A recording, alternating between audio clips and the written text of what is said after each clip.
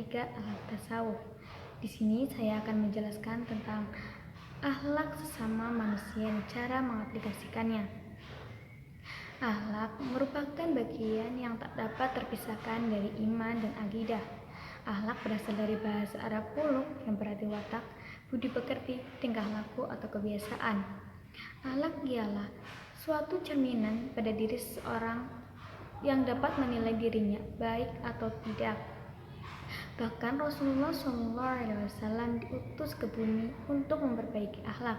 Seperti dalam hadisnya, innama bu'itsu liutimma sholihal akhlak, yang artinya sesungguhnya aku diutus ke bumi untuk memperbaiki. Islam sangat menjunjung tinggi akhlak. Islam memerintahkan pemeluknya untuk menunaikan hak pribadi dan sesama muslim. Islam mengimbangi antara hak pribadi, hak orang lain, dan masyarakat agar tidak timbul pertentangan.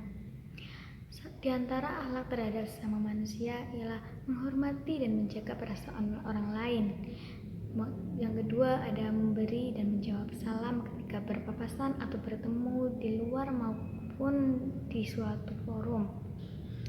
Pandai berterima kasih atas kebaikan orang lain, memenuhi janji, tidak saling mencari kesalahan orang lain, dan bahkan tidak menawar sesuatu barang yang dalam tawaran orang lain ketika berbelanja. Seorang muslim harus mencintai sesama saudaranya seperti mencintai dirinya sendiri.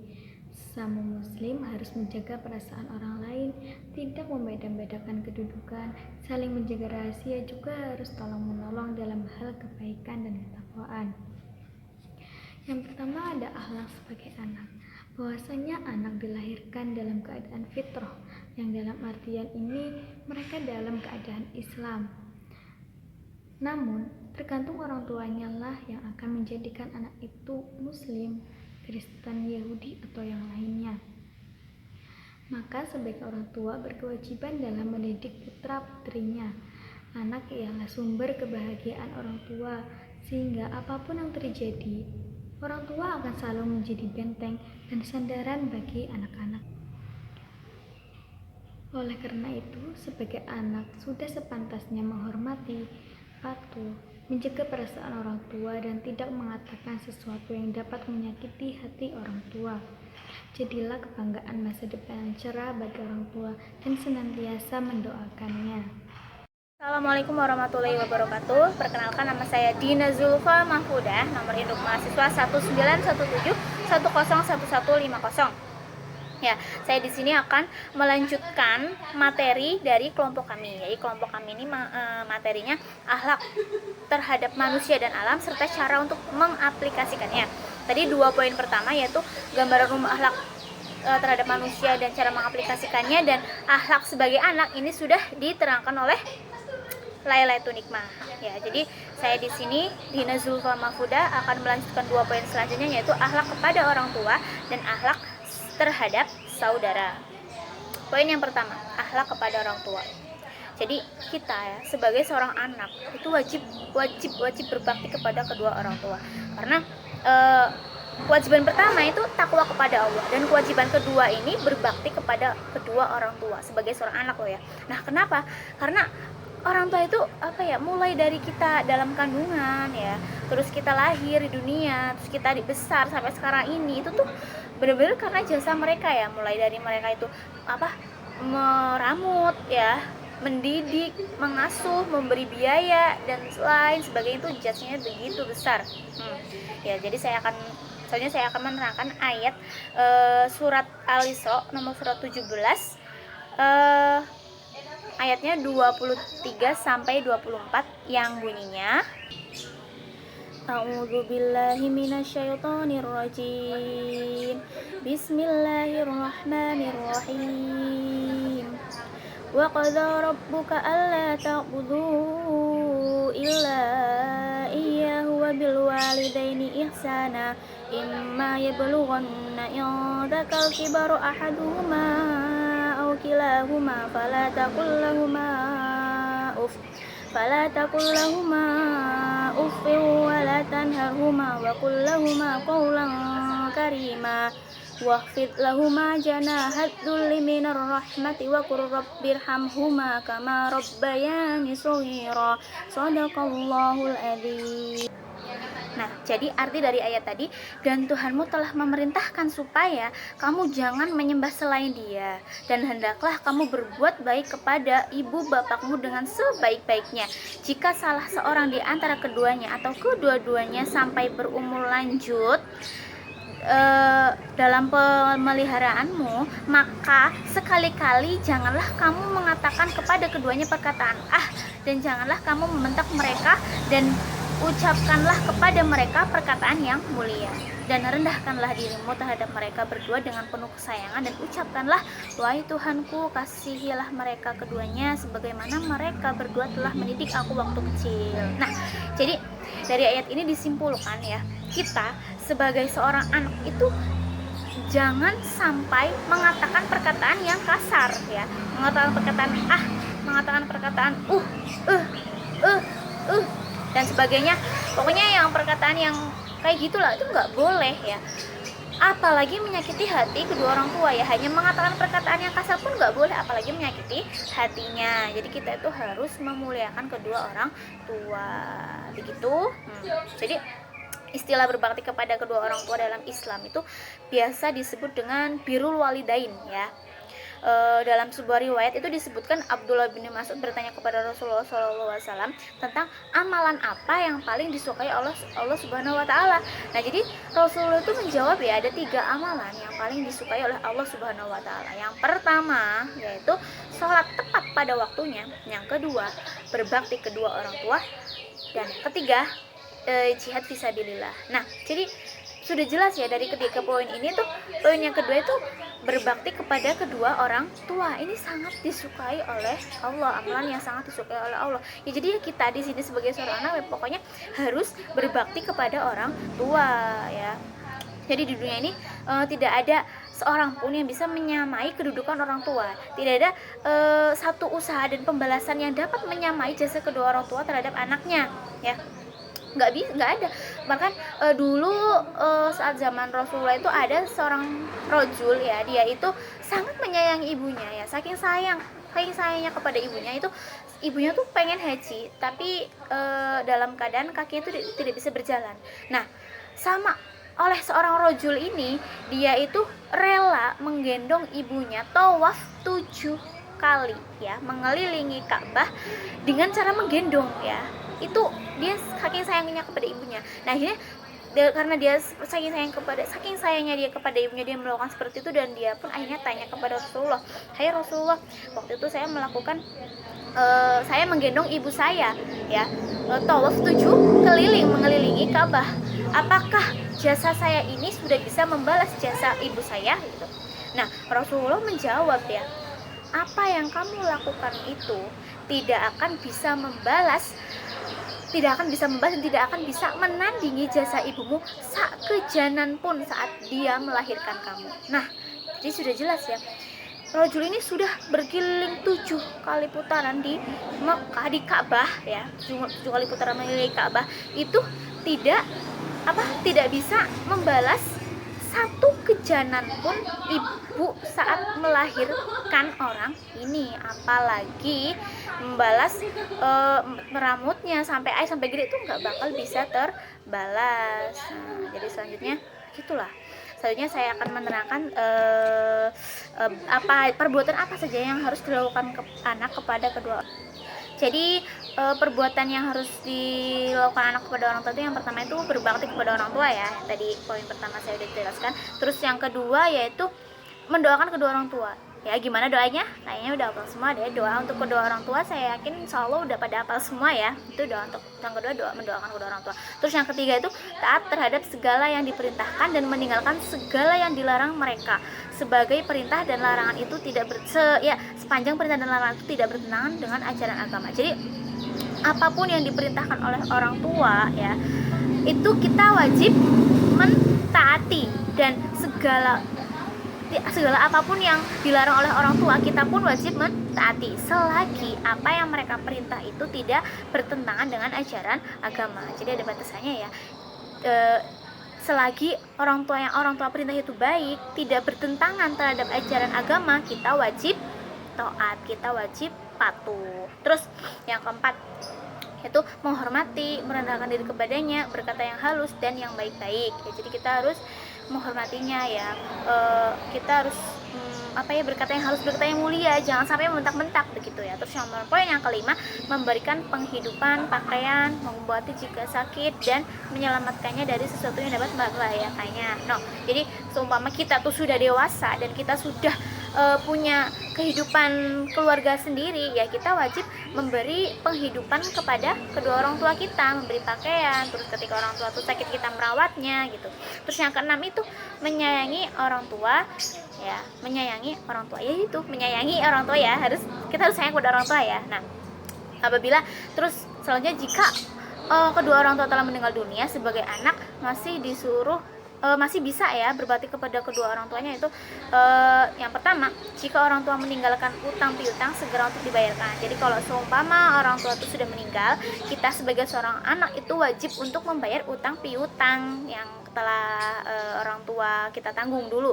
Terus yang kedua, jika meninggalkan wasiat, segera dipenuhi wasiatnya sepanjang tidak bertentangan dengan Al-Quran dan Sunnah Nabi. Nah, jika orang tua itu meninggalkan wasiat, ya kita wajib memenuhi wasiatnya tersebut. Terus yang ketiga, sambung kembali hubungan baik dengan sanak famili dan sahabat dekatnya ya. Jadi misal orang tua itu sudah nggak ada, ya pokoknya kita dengan sanak terdekat ya, kita harus tetap sambung famili. Terus yang keempat, mendoakan keduanya tentang kebaikan selama di dunia dan di alam kubur. Jadi walaupun seumpama orang tua itu sudah nggak ada, ya wajib tetap mendoakan ya. Terus yang kelima, menghormati dan memuliakan kawan-kawan keduanya ya, menghormati ya. Terus yang keenam, menghajikan jika mampu, jika tidak berikanlah sedekah atas nama orang tuanya untuk ketenangan dia di alam kubur. Jadi ya memberikan sedekah gitu ya atas nama orang tuanya, agar memberi kesenangan agar beliau itu, mereka tuh tenang di dalam kubur. Nah ya, jadi maka dari itu ya, dalam pertengkaran mulut jangan sekali-kali membawa-bawa nama orang tua ya. Ini suatu pantangan besar ya, sebab akibat telah mengutuki orang tua sendiri.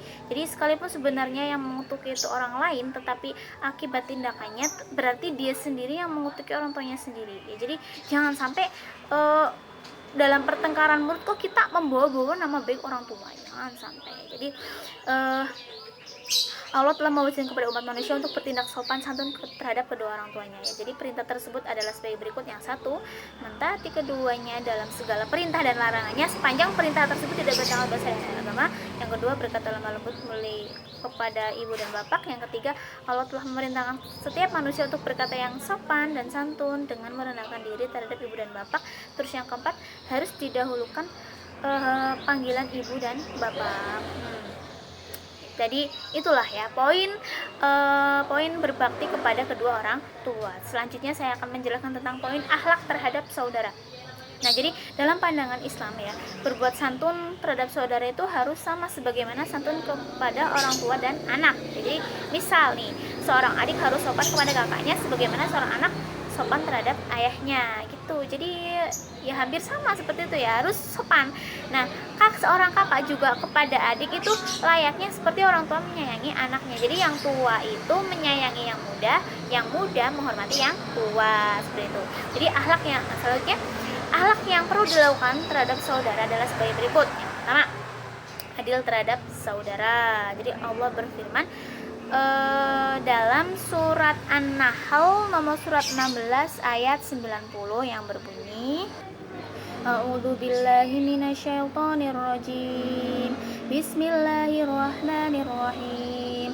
Innallaha ya'muru bil adli wal ihsani wa ita'i dzil qurba wa yanha 'anil fahsya'i wal munkari wal baghi ya'idukum la'allakum tadhakkarun.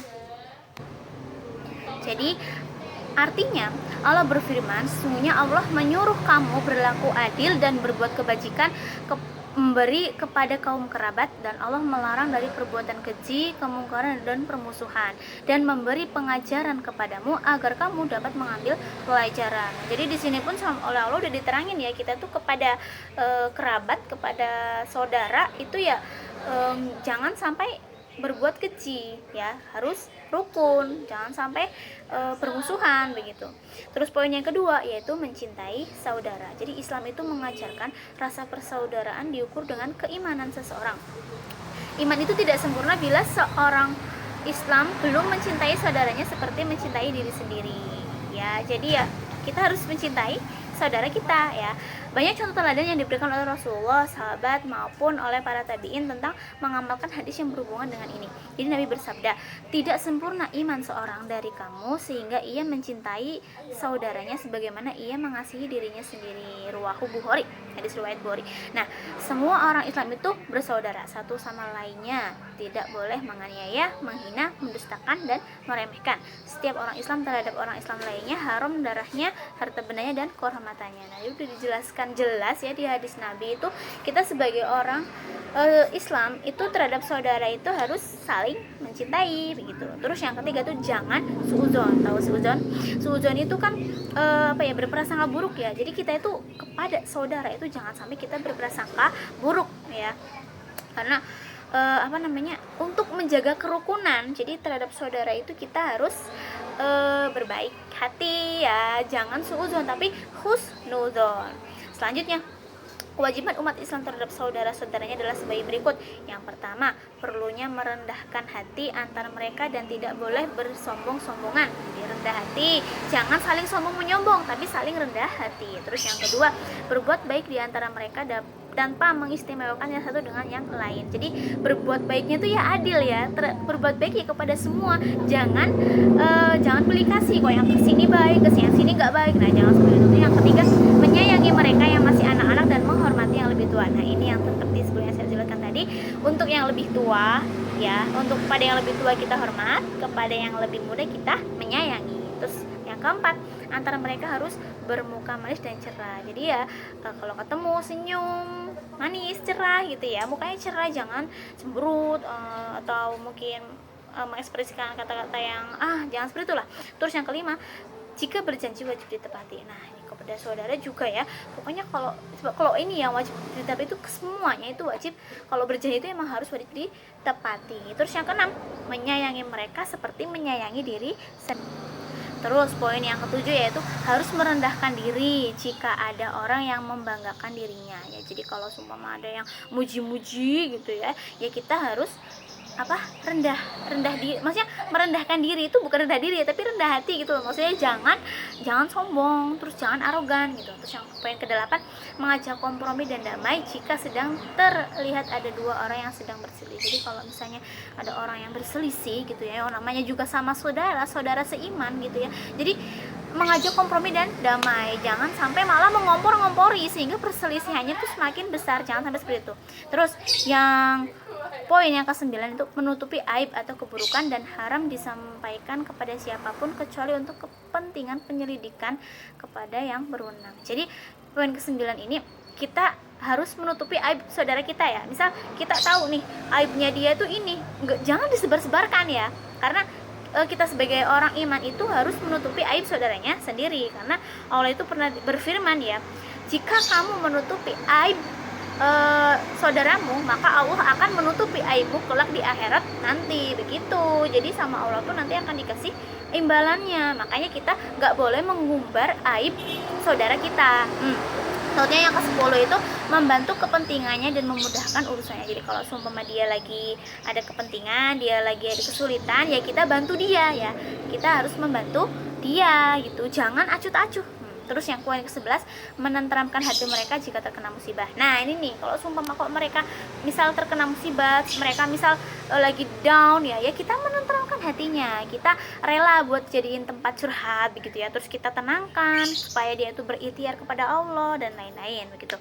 Terus yang ke-12, perlunya bergaul dengan siapa saja. Nah ini nih ya, kita sebenarnya bagaimana pembawaan diri kita sih, kita bergaul kepada pergaulan kepada siapa aja, yang penting kita tuh bisa membawa diri gitu ya, jangan pilih-pilih gitu ya. Jadi kalau semua kok ada orang yang akhlaknya kurang, kalau kita nggak apa-apa bergaul dengan mereka, tapi kita mengajak mereka untuk berbuat kebaikan seperti itu. Terus nomor poin yang ke-13, haram menuduh mereka tanpa bukti. Nah ini nih ya, jangan sampai kita menuduh yang enggak, pokoknya nggak boleh. Terus yang poin 14, menjaga kehormatan dan nama baik mereka. Nah, kita sebagai saudara seiman, saudara seislam harus menjaga kehormatan dan nama baik mereka. Jangan sampai kita mengumbar-umbar kejelekan mereka, jangan sampai. Nah, jadi cukup sekian ya video dari saya. Materi yang saya terangkan cukup sampai di sini. Atas perhatiannya saya ucapkan terima kasih, dan video selanjutnya akan diterangkan oleh kawan saya yang selanjutnya, yaitu akhlak terhadap tetangga dan akhlak terhadap lingkungan masyarakat. Terima kasih. Selanjutnya yaitu akhlak terhadap tetangga. Tetangga itu adalah orang-orang terdekat kita, orang-orang yang rumahnya dekat dari kita, sekitar 40 rumah terdekat dari rumah kita. Nah, tetangga itu kedudukannya lebih besar dan lebih utama dibandingkan dengan keluarga kita yang berada jauh tempat tinggalnya dari kita. Oleh karena itu, kita harus menghormati tetangga. Jangan mencari kesalahannya, jangan mencari cacat celahnya, dan jangan iri bila mereka mendapat kemujuran atau kebahagiaan. Dan jangan sampai kita tidak memberikan pertolongan kepada mereka jika mereka sedang mengalami kesusahan atau sedang ditimpa musibah. Rasulullah Shallallahu Alaihi Wasallam bersabda, barang siapa beriman kepada Allah dan hari kemudian, hendaklah ia memuliakan atau menghormati tetangga. Hadis riwayat Bukhari Muslim. Islam juga mengatur umatnya untuk berlaku baik terhadap tetangga. Bahkan ditekankan bahwa tetangga itu orang yang berhak menerima kehormatan. Karena kepada tetangga sebenarnya kita menaruh harapan bagi setiap insan manusia yang saling membutuhkan pertolongan. Rasulullah bersabda, tiada sempurna iman seseorang apabila orang itu tidur lelap dengan perut kenyang, sedangkan ada tetangganya yang tidak tidur karena sedang kelaparan. Hadis riwayat Bukhari. Menurut Islam, cara-cara berakhlakul karimah terhadap tetangga ada beberapa cara, yaitu yang pertama, menolongnya jika ia membutuhkan pertolongan. Yang kedua, yaitu menengoknya jika ia sakit. Yang ketiga, yaitu mengucapkan selamat jika mereka mendapatkan kebahagiaan. Selanjutnya yaitu dilarang menyakiti hati tetangga, baik dengan ucapan maupun dengan perbuatan. Yang kelima, yaitu berbuat baik terhadap tetangga. Yang selanjutnya yaitu selain berakhlakul karimah, Islam juga menetapkan hak-hak bertetangga. Yang pertama yaitu jika bertemu dengan tetangga kita harus memberikan salam. Yang kedua, jangan banyak bertanya tentang pribadi mereka. Yang ketiga, berada di antara mereka jika mereka sedang ditimpa musibah. Yang keempat yaitu menunjukkan kesenangan atau kegembiraan kita. Yang kelima yaitu berbuat baik kepada tetangga. Yang kelima yaitu memaafkan tetangga kita jika bersalah, dan janganlah sampai kita bermusuhan dengan tetangga lebih dari 3 hari. Yang keenam, wajib berlemah lembut terhadap tetangga dan maupun keluarganya. Dalam bertetangga ada 2 hal yang penting. Yang pertama yaitu setiap muslim mengetahui apakah ia telah memperlakukan tetangganya dengan. Selanjutnya yaitu akhlak terhadap lingkungan masyarakat. Akhlak terhadap lingkungan masyarakat ini hampir mirip dengan akhlak terhadap tetangga ya, karena tetangga itu termasuk dalam lingkungan masyarakat. Lingkungan masyarakat itu sendiri adalah lingkungan kelompok manusia yang berada di sekelilingnya. Ada beberapa hak dan kewajiban dalam berlingkungan masyarakat. Yang pertama yaitu menunjukkan wajah yang jernih, yang gembira, dan hati yang suci kepada mereka. Yang kedua yaitu tidak menyakiti baik dari lisan maupun dari perbuatan. Yang ketiga yaitu menghormati dan tenggang rasa kepada mereka. Yang keempat yaitu memberi pertolongan kepada mereka jika mereka sedang mengalami kesusahan. Akhlakul karimah berdasarkan kaidah Islam dalam pergaulan masyarakat, landasannya adalah yang pertama, harus berbahasa yang baik dan benar. Yang kedua, sesama muslim jika bertemu harus mengucapkan salam. Yang ketiga, wajib memperhatikan cara-cara makan. Yang keempat, menyesuaikan diri di majelis pertemuan. Yang kelima, menjenguk orang sakit. Yang keenam, bertaziah dan menyelenggarakan jenazah. Dan masih banyak lagi ya. Itu hanya beberapa contoh. Untuk yang selanjutnya, untuk meningkatkan hubungan baik terhadap lingkungan masyarakat tempat kita tinggal, kita perlu melakukan beberapa hal yang harus dilakukan oleh anggota masyarakat. Yang pertama yaitu ukhuwah dan persaudaraan. Di dalam hubungan bermasyarakat sangatlah diperlukan hubungan yang baik karena Allah berfirman, orang-orang beriman itu sesungguhnya bersaudara. Sebab itu damaikanlah, perbaikilah hubungan antara kedua saudaramu dan takutlah terhadap Allah supaya kamu mendapat rahmat. Quran Surat Al-Hujurat ayat 10. Yang kedua yaitu saling tolong-menolong. Setiap muslim tolong-menolong dengan cara yang sesuai dengan keadaan objek yang bersangkutan. Allah Subhanahu wa Ta'ala berfirman, setiap muslimin dan tolong-menolonglah kamu dalam mengerjakan kebajikan dan takwa, dan jangan tolong-menolong dalam berbuat dosa dan pelanggaran, dan bertakwalah kamu kepada Allah, sesungguhnya Allah amat berat siksanya. Quran Surat Al-Maidah ayat 2. Yang ketiga yaitu musyawarah. Allah berfirman, maka disebabkan rahmat dari Allah lah kamu berlaku lemah lembut terhadap mereka. Sekiranya kamu bersikap keras lagi berhati kasar, tentulah mereka menjauhkan diri dari sekelilingmu. Karena itu, maafkanlah mereka, mohonkanlah ampun bagi mereka, dan bermusyawarahlah dengan mereka dalam urusan itu. Kemudian, apabila kamu telah membulatkan tekad, maka bertakwalah kepada Allah. Sesungguhnya Allah menyukai orang-orang yang bertawakal kepadanya. Quran Surat Al-Maidah ayat 159. Untuk materi selanjutnya yaitu akhlak kepada alam sekitar. Manusia sebagai khalifah diberi kemampuan oleh Allah SWT untuk mengelola bumi dan alam sekitarnya. Manusia diturunkan ke bumi untuk membawa rahmat dan cinta kasih kepada alam sekitarnya.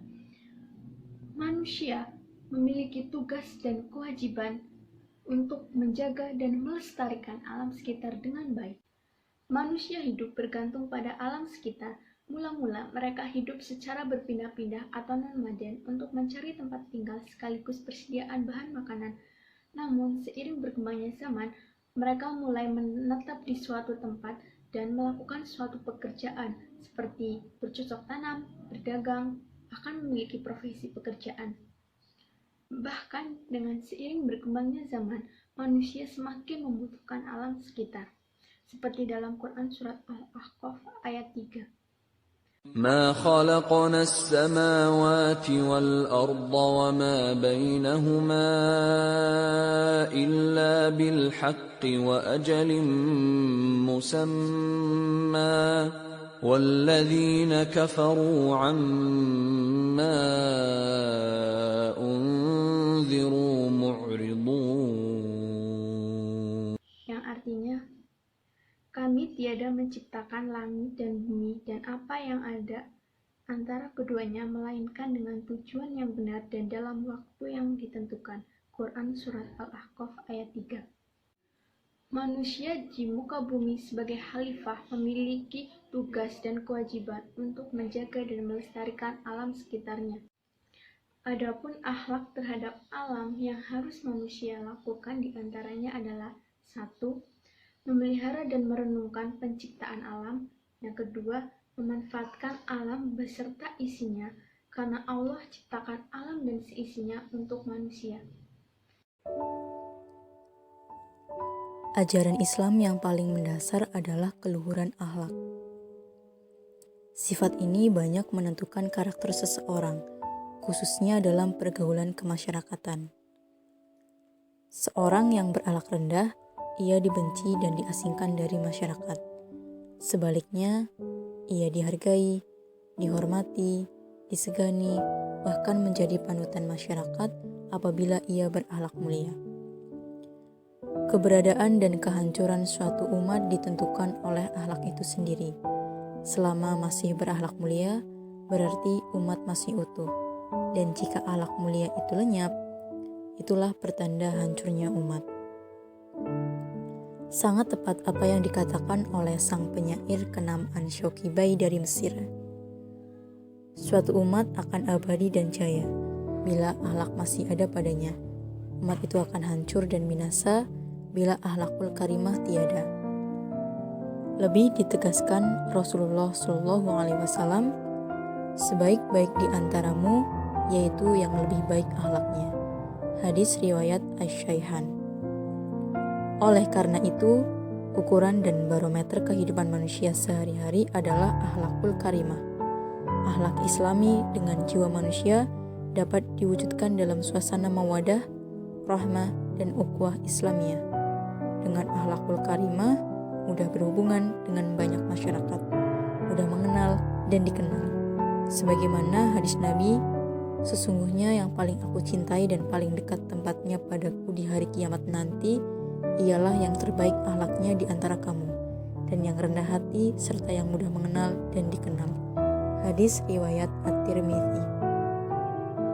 Pembinaan kepribadian insaniyah diselaraskan dan diwujudkan melalui akhlak yang luhur, memanggil kemuliaan diri, menyuruh kebaikan dan mencegah perbuatan keji dan mungkar.